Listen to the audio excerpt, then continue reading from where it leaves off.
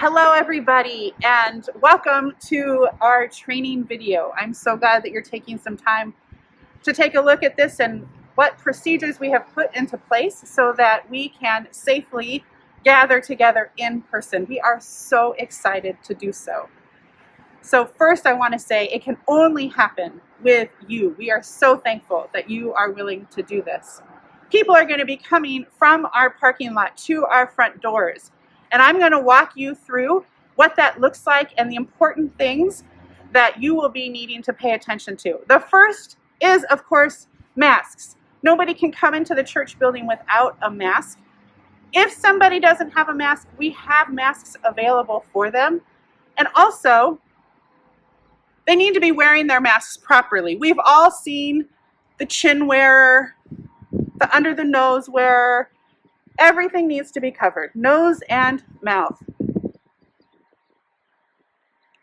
for people to be indoors. So let's get started. So one of you will be at this front door, ready to greet people with a smile. Good morning. Welcome to First Lutheran. You got to have your mask over your nose. Oh, sorry about that. That's There we go. okay. Okay. There's hand sanitizer in there as you go in if you feel like you need it. Okay, thank you. So one of the things that the initial greeter will do, besides greeting people and making sure that their masks are on properly, is invite people, if they want to, use the hand sanitizer that will be in between the two doors. And then the second person that people will encounter is the check-in person. Once that party is through that first door, the initial greeter will close that door and wait till that particular party has checked in and moved on before they let the next folks in. That will simply make sure that we have people keeping distance, that people aren't crowding into the vestibule. When they get to the second person, if you are the check-in person, you will have a clipboard with a list of all of the people that have signed up for that particular worship service.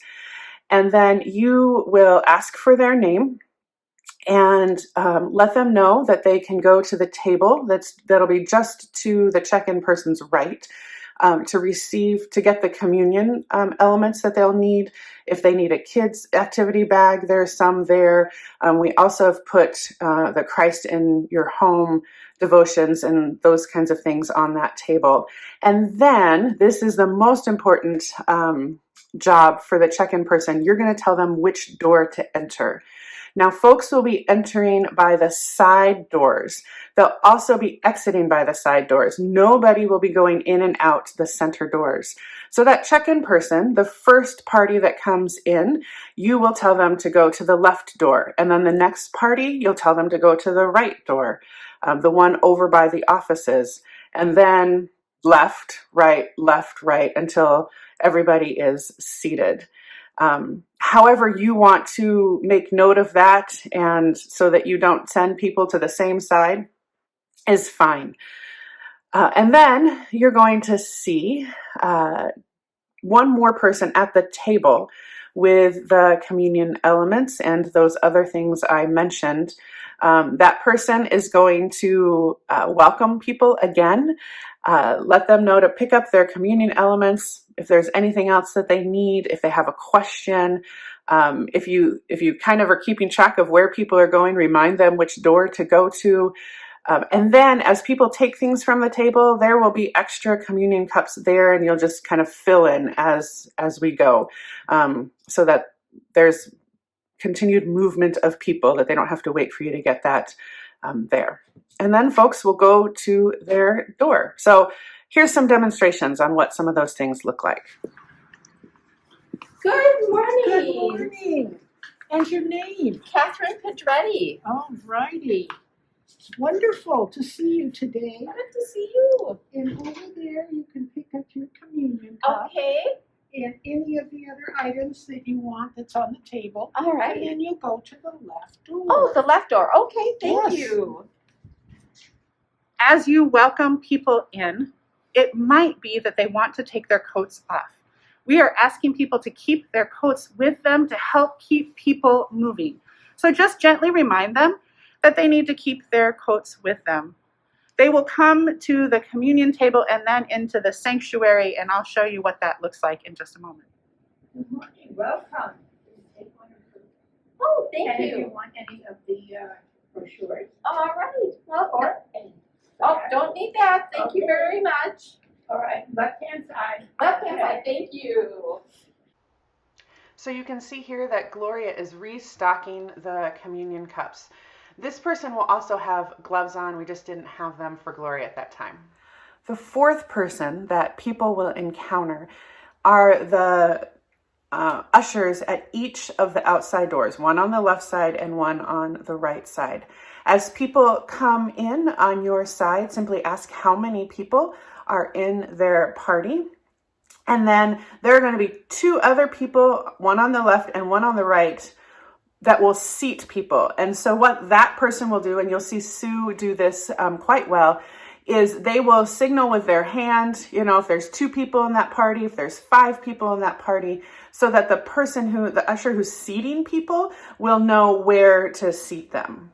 So as that group, here it's Catherine, it's one person, comes in, you'll see Cassie seating her.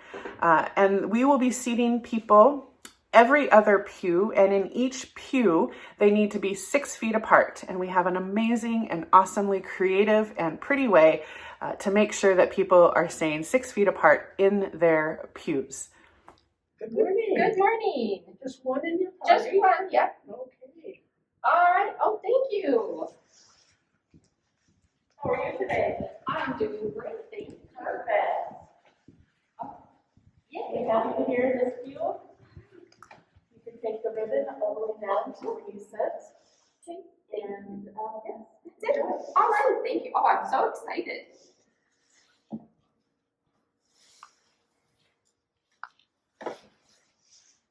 So each pew is going to be marked, every other pew, with this purple ribbon, which is 6 feet apart. And so as you are welcoming people into their pew, have them bring that to the part of their party. So they will come into the pew and slide all the way down if they're the first ones in that pew, and then take that to mark 6 feet, so that you know how many more people could be a part of that. So you saw Catherine was a party of 1, so a family of 5 can still fit in that pew. So once worship is over, we will be dismissing people by pew from the back of the sanctuary to the front. So those ushers who seated people will also dismiss people. As you dismiss people from each pew, make sure that you leave a little bit of time so that there are 6 feet away from the party in front of them. I usually think of that as about 2 pew length. And so the party leaves their pew, let them get 2 pews in front of you, and then let the next pew go. So you see here, Cassie is dismissing Gloria first. And once she's down the aisle a little ways, she will dismiss the next pew, which is Sue. And as she's doing this, she's thanking people for being there and for being a part of worship, and joyfully sending people on their way.